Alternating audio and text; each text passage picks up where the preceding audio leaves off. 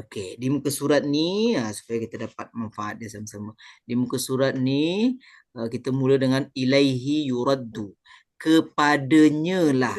Nampak tak? Apa makna ilaihi? Kepadanya. Hi ni maknanya nya. Yuraddu, dikembalikan. Kat siapa nak rujuk ni? Kat siapa kita nak rujuk? Allah. Ilmu as-sa'ah. Ilmu pengetahuan tentang hari kiamat. Kepadanya dikembalikan pengetahuan tentang hari kiamat. Bila kita baca sekarang ni isti'azah, a'udzu billah. Nampak tak nak tulis kat depan tu? Nampak. Minasyaitan. Kan Ana kata tadi ar-rajim. Kita sebut nama Allah dulu, lepas tu kemudian kita sebut nama siapa? Syaitan. Syaitan kan? Jadi dari segi konteks nahunya, konteks Arabnya, kepadanya ni merujuk kepada nama yang terdekat. Siapa nama yang terdekat? Syaitan. Syaitan. Tapi tak logik lah macam tu. Takkan kepada syaitan pula ilmu berkaitan pengetahuan tentang hari kiamat. Jadi ketidaksedapan makna dia tu menyebabkan kita tak baca kuat. Faham tak? Kalau tak baca? Kalau yang lain? Kalau kita tak baca?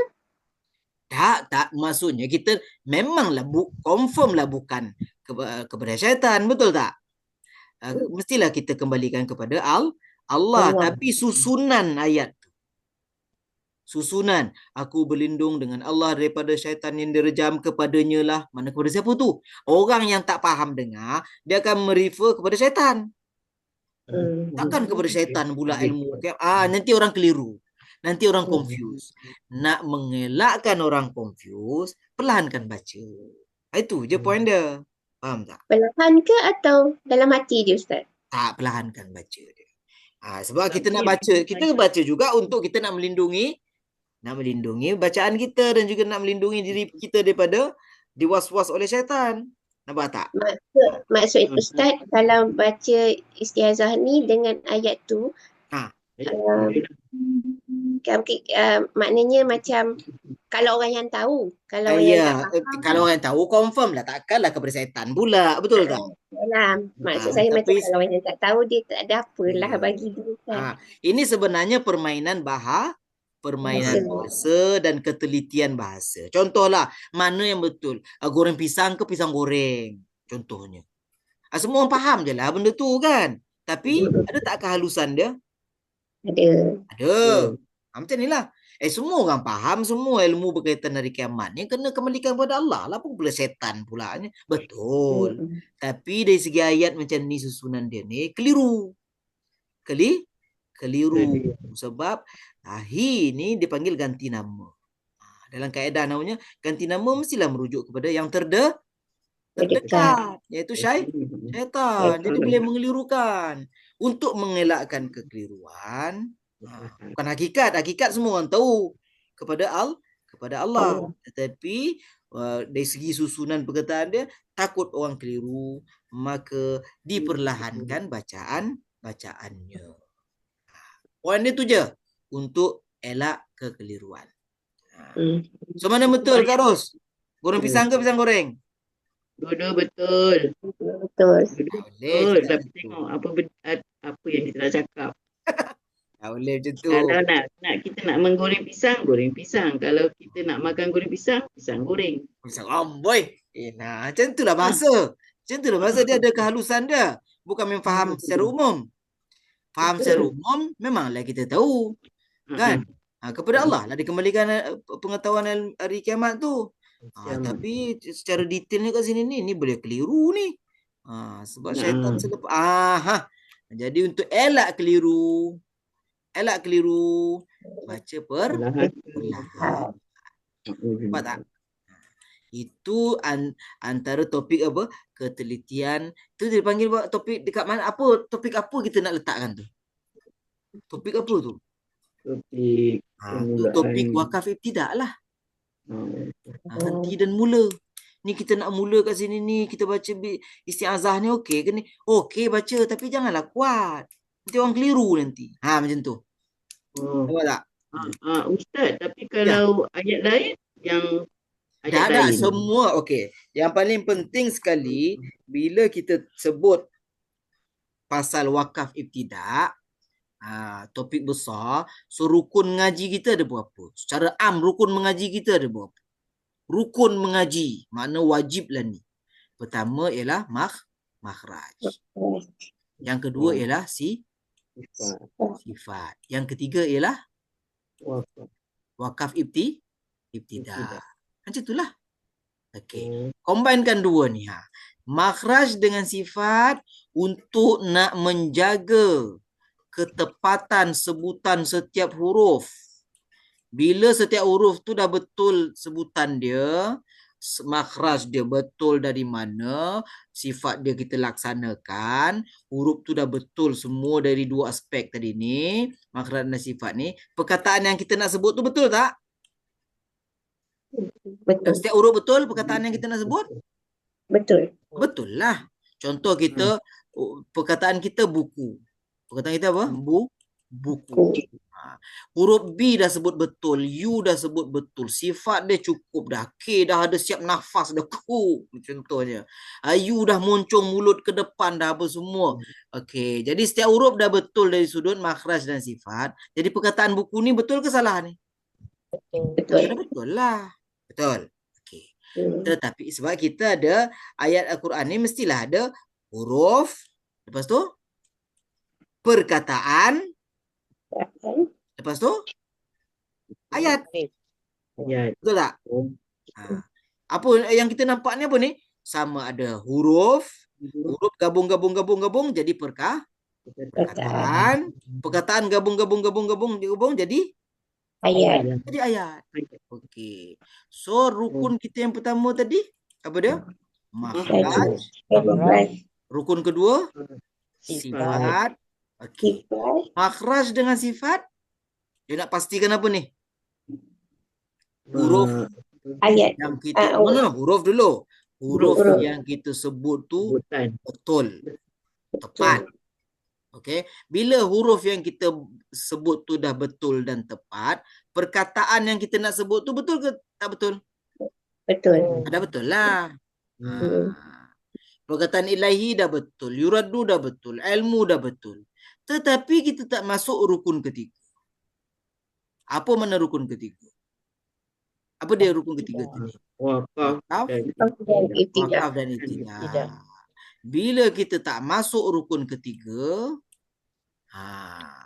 rupa-rupanya rukun ketiga ni dia bukan jaga perkataan dah. Dia bukan jaga huruf dah. Dia nak jaga makna ayat kita tu. Betul ke tak betul?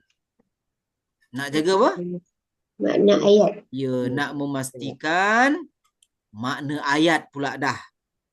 Tadi nak memastikan apa? Huruf dan perkataan.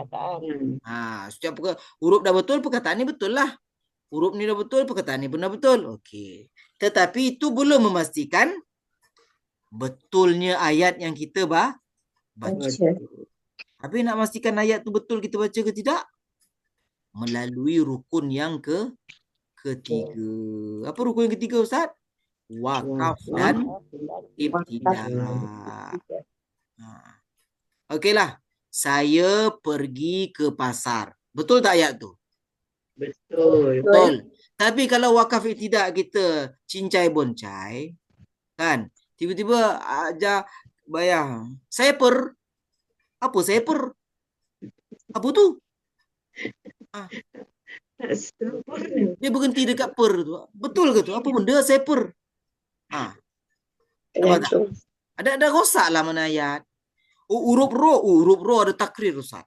Huruf ro ni tebal sikit. Dah betul dah. Sifat huruf makhraj huruf semua betul. Tapi berhenti seper. Lepas tu dia mula pula gika. Benda gika? Apa makna perkataan gika? Bacalah dengan wakaf dan ibtidaknya yang betul. Saya pergi. Pergi. Pergi ke mana? Pergi ke pasar. Kan sedaplah bunyi dia. Ini seper. Sepernya dah salah wakaf. Mula pula gika. Apa benda gika? Dah salah mula. Jadi wakaf dan tidak rukun mengaji ni. Untuk apa? Untuk menjaga kesahihan makna ayat. Untuk menjaga kesahihan makna ayat. Ajar Kak Eli. Ya. Jangan menghampiri solat. Apa dia? Jangan menghampiri solat. Allah suruh kita solat, Ustaz kata jangan hampiri solat. Apa ni? Nampak tak? Betul ke tak betul? Tak betul. Apa punca dia? Makna tak betul. Itu punca dia sebab wakaf Salah. Tidak. wakaf tidaklah. Jadi topik ni tadi kepadanya, kepada siapa ni? Kepada syaitan pula. Takkanlah begitu. Jadi tak sesuai kita ibtidak, kita mulakan isti'azah dengan kuat kat sini. Takut mengelirukan. So, apa penyelesaian dia? Apa penyelesaian dia? Baca isti'azah ni sunat. Satu, disebabkan kita nak berlindung. Okey, daripada gangguan-gangguan ketika kita baca Quran. Isti'azah. Okey. Tetapi bila kita baca isti'azah, boleh menimbulkan kekeliruan dari sudut pemahaman makna ayat. Maka kita perlahankan isti'azah kita. Okay, nampak tak? Okey tak? So nampak kat tempat ni kat mana ni? Dekat muka surat 4 nak masuk juzuk 25 dah ni, dah juzuk 25 dah. Kan? Ini Ilahi Radul Musa ni dah juzuk ke-25. Bayangkan Okey, so itu kaedah dia. Sulang balik tadi, apa rukun mengaji kita ni? Ada berapa rukun Quran? Ada 3. Okay. Makhraj dengan sifat untuk apa? Makhraj dengan sifat untuk apa? Untuk menjaga kesahihan huruf dan perkataan. Huruf kita dah betul dah, sifat dia semua dah bagi dah, makhraj dia pun betul. Okey, cantik dah tu. Tapi belum bererti dah menjaga kesahihan ayat. Boleh jadi ayat yang nak disampaikan kita faham lain. Sebab apa? Sebab ada satu rukun lagi yang perlu diambil kira, iaitu wakaf ibtidak. So topik-topik macam ni okey, kena baca perlahan isti'azah, apa punca dia apa semua tu, kita boleh kategorikan dia di bawah topik wakaf ibtidak. Jangan cari apa sifat dia punya makhraj pula, tak ada tak ada kaitan. Okey. Baik, ada yang keliru tak? Ada yang nak tanya tak? Okey. Ada. Saya tak faham kalau macam ayat yang kita nak mula tu, dia makna dia lain lah daripada yang ni kan. Jadi dia mungkin tak bersangkutan dengan a'udzubillah. Kalau tak apa, tak ada masalah. Tapi perasan tak kenapa yang kita nampak dalam isu ni, khususnya isu isti'azah basmalah ni, kita nampak dekat surah Taubah je, betul tak? Kita nampak dekat surah Taubah kan, surah Taubah tak ada basmalah kan? Tapi kita fikir balik, apa punca tak ada basmalah? Sebab kesinambungan ayat lah tak kena. Kesinambungan ayat dia tak kena. Bila mana dekat surah Bara'ah tu ataupun surah Taubah tu, penegasan menunjukkan Allah berlepas. Maknanya itu satu statement yang macam kita nak kata apa, murka. Macam mana statement yang murka, tegas, tiba-tiba sebelum dia rahmat pula. Kena tak? Kalau kita baca basmalah kan rahmat apa semua, lepas tu statement dia bertentangan, tak jadi. Sebab tu dekat surah Bara'ah kita tak ada basmalah. Apa isu dia tu? Bukan isu lain pun, isu kesinambungan makna dia.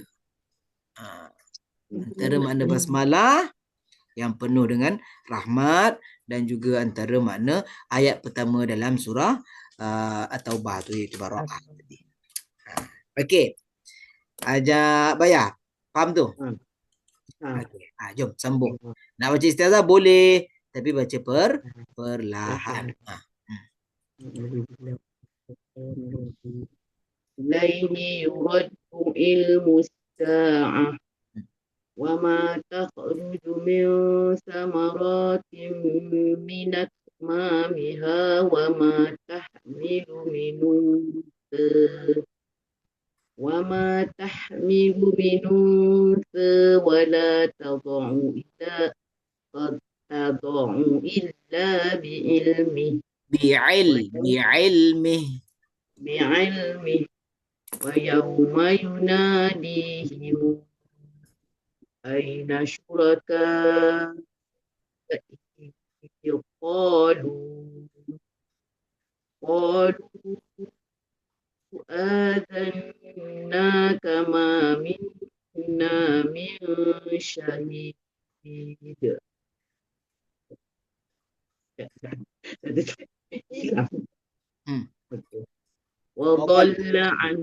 وضل عنهم ما كانوا يدعون من قبل وظنوا ما لهم من محيص.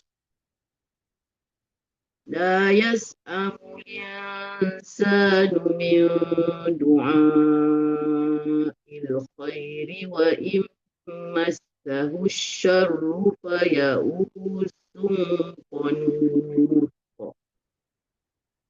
ولئن أذقناه رحمة منا من بعد ضراء مسته ليقولن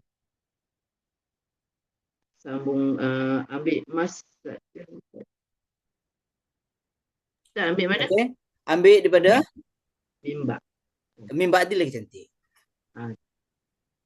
Mimba bi dharra masathu la yaqulanna hadha li wa ma adhunnu as-sa'ah وما أظن الساعة قائمة ولئن رجعت إلى ربي ولئن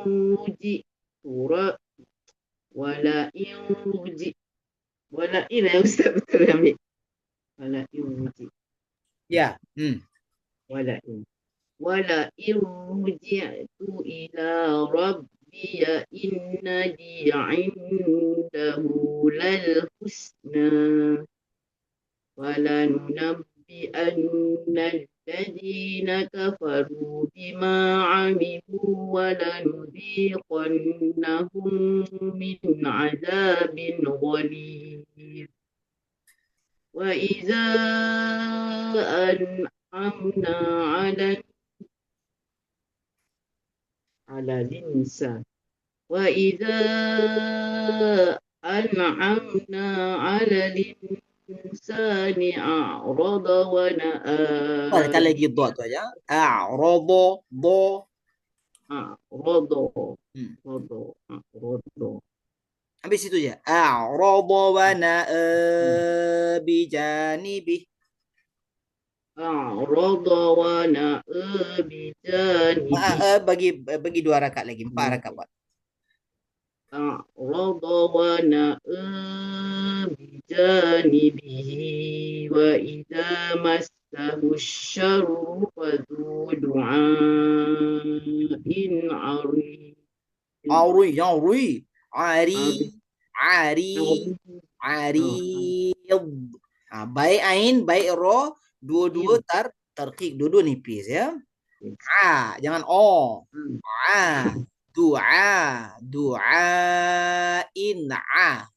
Du'ain arid. Dekat dot baru tebal balik. Du'ain arid. Okey.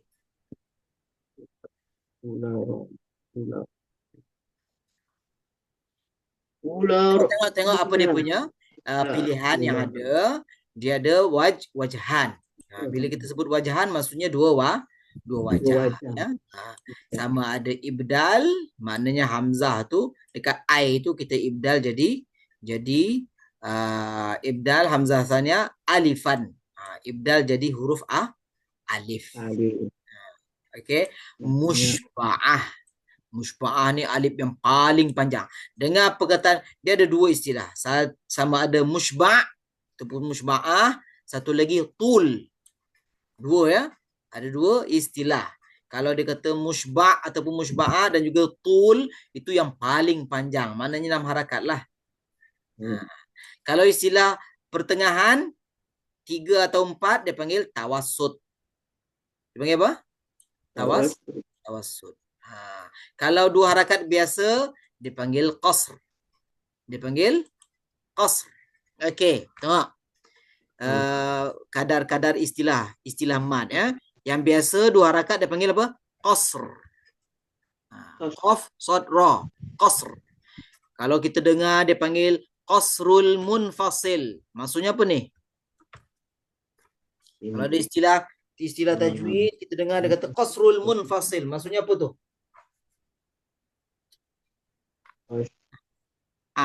Munfasil terpisah. Entahlah Ustaz, tak tahu. Tak tahu esei.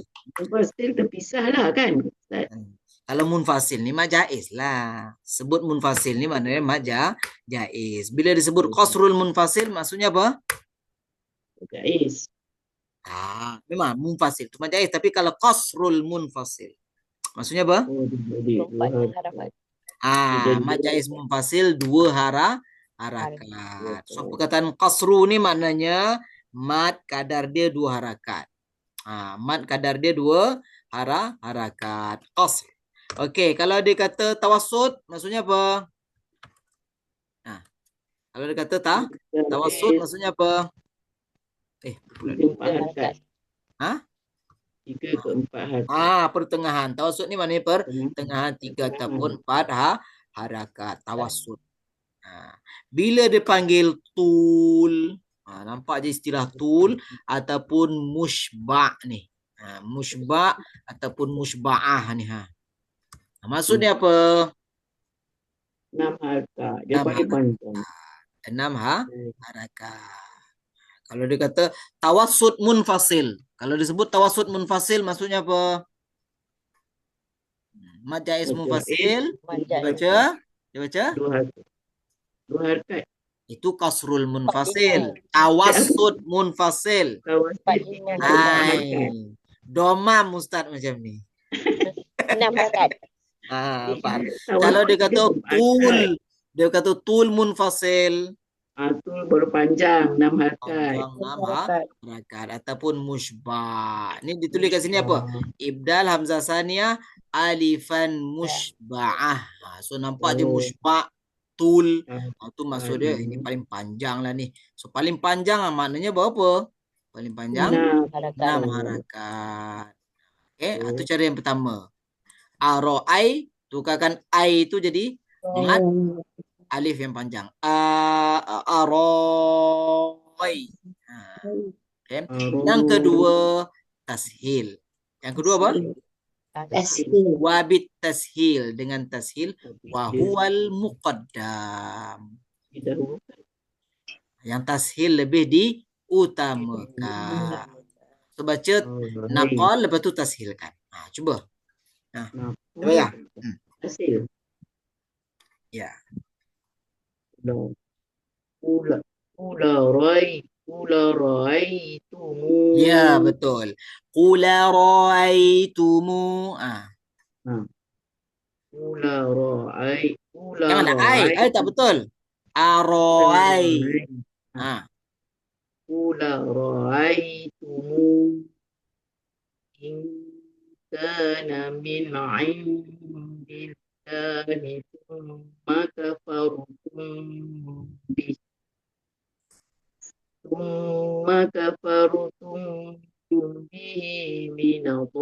mana dhallu.